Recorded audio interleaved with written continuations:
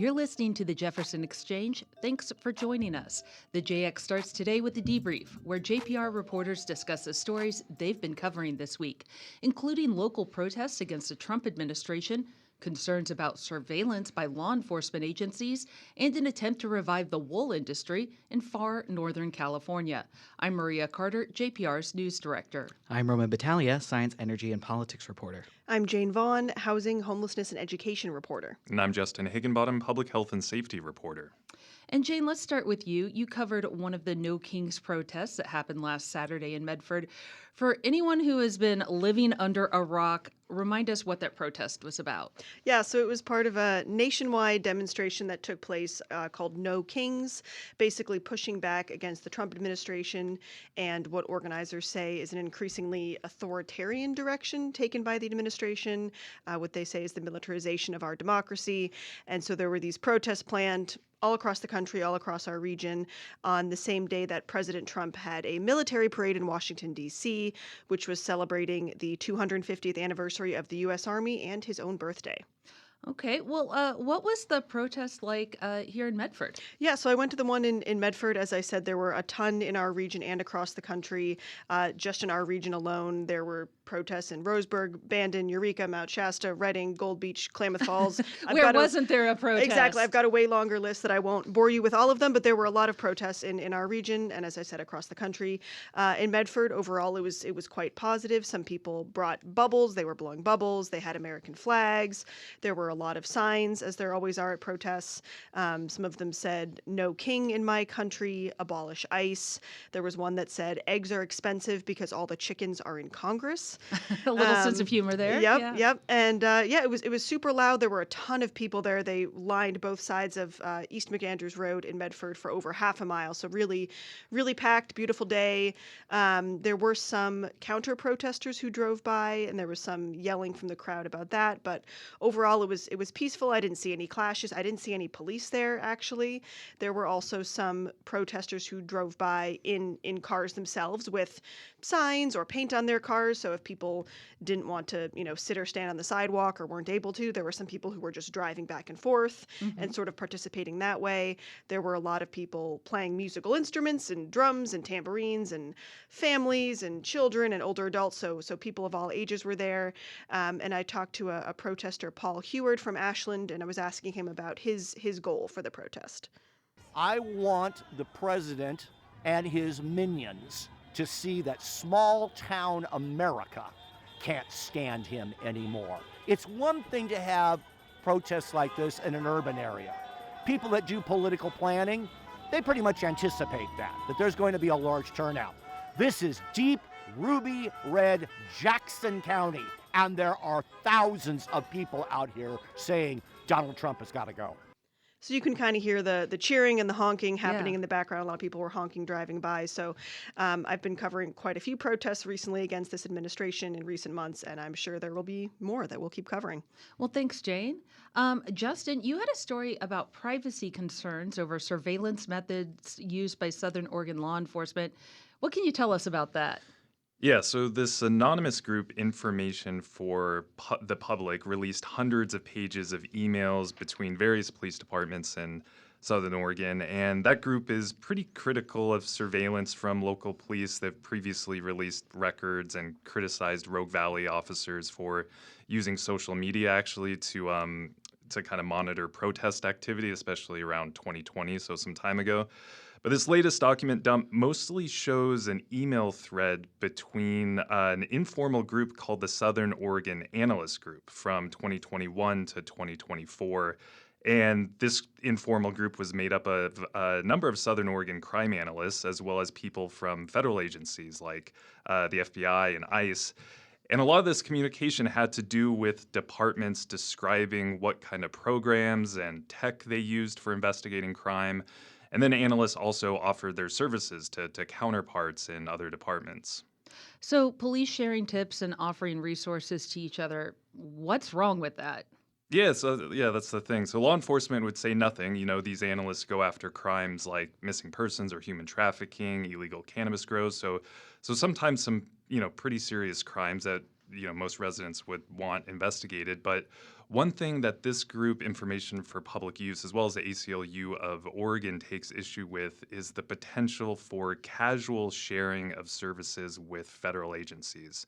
And there's this one instance which happened in 2021 where an agent with ICE's Homeland Security Investigations team asked Medford police for a license plate check. ICE wanted information on a suspect. And what we see in the emails, at least in the emails, is a very casual, hey, can you run these plate numbers? Which the Medford analyst did. And this is worrying for ACLU of Oregon because Oregon has sanctuary state laws. And those laws prohibit local agencies from helping investigate federal laws like immigration without a warrant. I spoke to Kelly Simon with ACLU. Here's her. When we see such casual sharing without oversight, without questions about why one agency may need information from another, we start to see that our shields and our sanctuaries become more like sieves. Well, what did the Medford Police Department have to say in response? So Medford police say that request from ICE didn't have to do with an immigration-related crime, which might make sense because this was ICE's Homeland Security team. Medford Police, as well as Jackson Sheriff's Office, we did a story on this some months ago. They say that they'll continue to follow state laws, state sanctuary laws, meaning that ICE needs a warrant for information from those departments. But the problem, some see is that if federal agencies don't go through official channels and instead are using email threads or these informal groups, then that can kind of be a backdoor to violating sanctuary laws. And there was actually a story in Cal Matters recently that found law enforcement agencies in Southern California violated their state sanctuary laws more than 100 times last month by sharing information from these automated license plate readers with ICE. And you're mentioning automated license plate readers quite a bit today and in your story. What are those exactly? Yeah, it's an increasingly, used and important technology for local law enforcement. So it basically records everyone's license plate if they drive in front of a camera with this that has access to this program. And then it pings law enforcement if a license plate they're looking for is red. So they might have a list of license plates that they're looking for, suspects. And then it'll let law enforcement know if that car drives in front of the camera. The big company here is called Flock. And privacy proponents have criticized that company Flock for its ability to act as kind of like a dragnet of surveillance in areas. So they're recording everyone that goes in front of these cameras. And there's been cases also when this program has been abused by officers, like stalking their exes and doing things that are illegal. But Flock is just one surveillance technology that Medford's using. They have a lot of other programs, including some AI-assisted programs to identify suspects and collect evidence.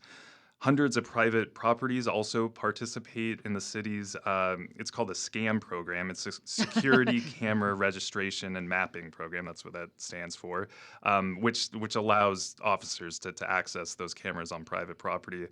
It's important to note that this technology is often used to investigate serious crimes. So, not necessarily a bad thing, but what I think is interesting is just the level of surveillance being used at the local level. And usually when people are concerned about surveillance and privacy, they're thinking the federal level. But a lot of these local law enforcement agencies, they're really at the forefront of surveillance technology. Well, certainly an interesting story, Justin. Thank you so much. Roman, you kind of had our moment of joy this week. You brought us the story of a wool spinnery on the Northern California coast. First, why did you do this story, Roman? Are you into yarn? I am into yarn. I am into wool. I love wool. Okay.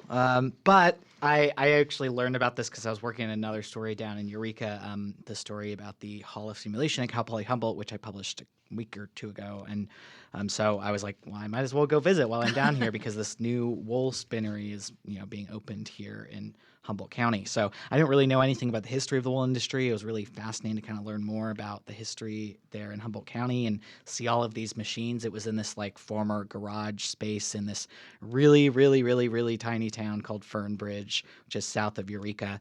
And there's all these different machines that go into making wool, and it's a really complicated process that involves a lot of different spinning and combing and raking and steaming and all these sorts of different things Yeah. that they're doing. And it's really cool, but it ends up looking really beautiful. And, the people there really take care of their work. Cate and Shaun Edwards were the owners, because I've felt some of the yarn and it was really, really soft and amazing. So I want to tell more people about this, interesting new wool spinnery and their efforts to kind of bring back the wool industry. Yeah, and there's also a historical connection. What did you learn about the wool industry in Humboldt County? It sounds like it really used to just be thriving there. Yeah. Oh, yeah. Apparently, wool used to be a really, really huge industry in Humboldt County. So settlers had kind of started coming here in the 1800s, and they had to figure out the best crops and livestock to grow there. Turns out sheep do really, really well in that climate. And then there were also a lot of Basque immigrants coming to that area. That's an area on the border of France and Spain. So here is Cate Edwards from the Lost Coast Spinnery explaining why these Basque immigrants were important for the wool industry in Humboldt County. They are known as some of the best sheep herders in the world. They'll run thousands of head. This is one of the things they are known for. So if you could afford to have a Basque shepherd, you were swimming in tall cotton, or however they say it. So a lot of them moved here because of the climate. The area was open. It wasn't really crowded. They could have their flocks feed without having any grains. Yeah, so wool kind of took over the county starting in the late 1800s. Around a third of the land was dedicated to sheep grazing in the county. It's a lot. It's a lot of land. Yeah. And I was looking through some old historical photos, and you can just see these like massive flocks of sheep just taking over hillsides, eating everything in sight. They exported, I think at their height, they were exporting like 500,000 pounds of wool a year from Humboldt County. That's a lot of sweaters. Yeah, I know it is. And also, back then, wool was one of the main fabrics. I mean, you had cotton and you had wool. Like that was one of the two main fabrics you would wear for clothing. So it was much bigger. There's also this big mill in Eureka that processed a lot of it. But, eventually the rise of synthetic fabrics like polyester and stuff, and then also outsourcing wool processing to other countries like China and stuff meant there was less demand locally for wool. Cate had also told me that another reason was that during World War II, the GIs were sent a lot of lamb to eat. And then they got sick of eating it because they were eating a lot of it. And so then when they came back home, they didn't want to eat any more lamb. And so growing less lamb means less sheep, which means less wool. Yeah. So, that was just kind of a funny coincidence that also happened there. And so now, though, we're seeing kind of this resurgence of these small and medium-sized mills like Cate's. They're kind of catering to these small ranchers with just a few sheep, or luxury fashion brands who want more humanely sourced wool and, humanely sourced wool processing.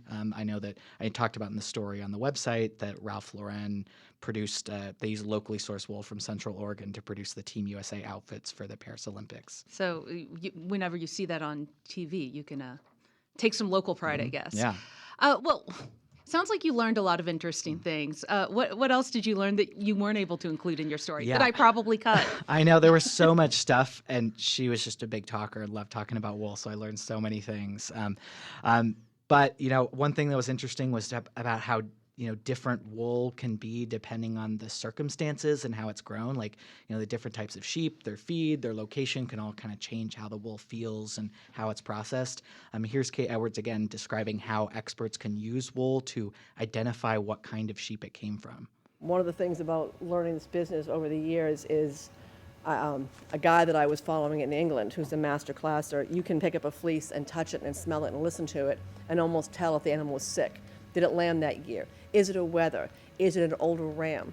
Just by the quality of the fleece and how it feels and how it sounds. We're listening for a snap. So that was really interesting that Yeah. they can tell like where the lamb come. I even talked about like we started talking about Icelandic wool, and she was talking about the differences and why Icelandic wool is scratchier than other wool and stuff, and like all the differences. And She sounds like a wool sommelier. I know, yeah.